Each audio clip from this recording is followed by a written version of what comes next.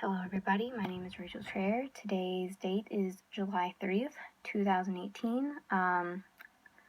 The class I'm in is in English 112, section F03 with Professor of Dr. Akasi.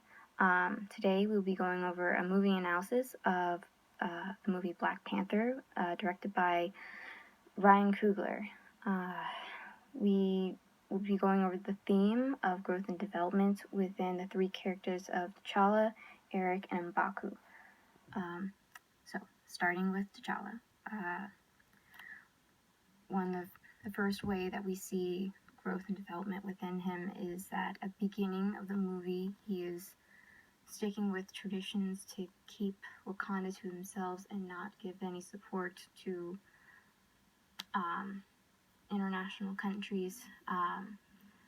And as the movie goes on, he learns that what this tradition is doing is neglecting many communities across the world, so he learns that this is wrong, and he goes forth in bringing support to international Black communities.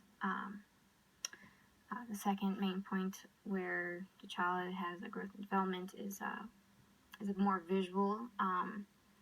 You see it within the ancestral plane. He goes to the ancestral plane twice. The first time, he goes there right after his ritual combat with M'Baku, and he comes into the ancestral plane. It's like an African terrain. The sky is like a darkish purple, and he's greeted by his father, where when he sees his father, he weeps for him, because he had just died. He loved his father greatly. But at this time, when he was in the ancestral plane, T'Challa was unaware of his father's crimes against his uncle and cousin Eric, and in this way he's intellectually in the dark at the very beginning. But at the second time he goes into the ancestral plane, he goes in near death. He had already challenged Eric with the ritual combat, and when he comes into the ancestral plane, he's in the same African terrain, but the sky is no longer a dark purple. It's a bright yellow and orange, like a sunrise in a way. And he's greeted not only by his father, but he's greeted by previous kings and Black Panthers. And he tells them that keeping to the tradition of Wakanda, keeping to themselves and not even trying to support, and the wrong that his father had done to Eric was just wrong. He told them that they were wrong about everything they have done in the past, and they need to move forward. So his development is intellectually enlightened in a way.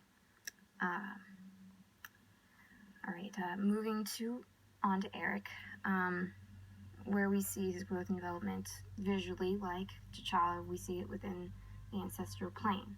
When Eric first enters the ancestral plane, he's not in the African terrain like T'Challa. He is entering the apartment on where his father had died, and when he's greeted by his father, he does not weep for him, and his father asks him why, and he says, well, everybody dies, and there's almost no point to cry about it. Here he's obviously aware of what happened to his father and the fact that he was left to defend himself in a way against the world, and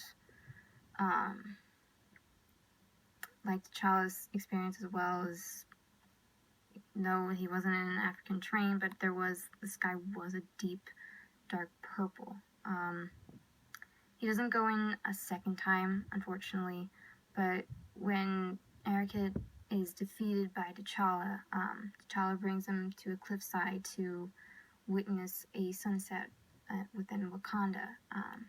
When Eric was in this ancestral plane, his father told him that those sunsets were the most beautiful that he's ever seen, and Eric had never seen or experienced that for a long time, and he almost couldn't believe it, these fairy tales. And he agreed. He said, yes, the sunsets are beautiful here in Wakanda, and even though, no, this was not the ancestral plane, the sky is also a bright orange to yellow,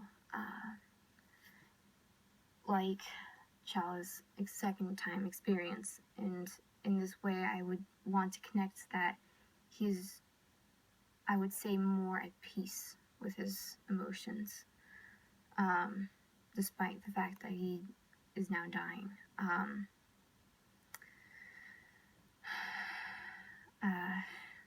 Alright, moving on to our last character, M'Baku. He is the Gorilla King. He faces T'Challa at the beginning of the movie in the ritual combat. He is very confident, he is very full of himself, and he believes that Wakanda and where it's going is wrong and we need to change that. And he goes and he challenges T'Challa, and near the end of their challenge, T'Challa is telling him to yield because T'Challa, one, doesn't want to kill M'Baku, but he also tells M'Baku to think of his people, that they need him. And with this statement, M'Baku does yield, and he does go home, and him or none of his people of his tribe witnessed T'Challa's experience of becoming the Black Panther again. And near the end, when Nakia and T'Challa's family comes to him, he presents the heart-shaped herb to combat Eric and try to overthrow him. He could have easily just taken the heart-shaped herb and just kept it for himself and became the new Black Panther and maybe could have overthrown Eric. But he declines this by showing the fact that he has T'Challa's body within their care, and so Nakia and his family try to bring him back to life by giving him the heart-shaped herb again, and going into the ancestral plane and yada yada yada.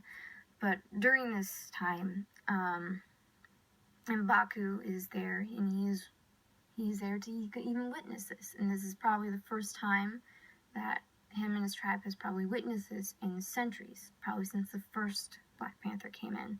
And the only reason why I came up with this conclusion with centuries is that after T'Challa comes back from the ancestral plane the second time, him and M'Baku have this conversation saying that T'Challa is the first king in centuries to come to his tribe, to even come to where they live.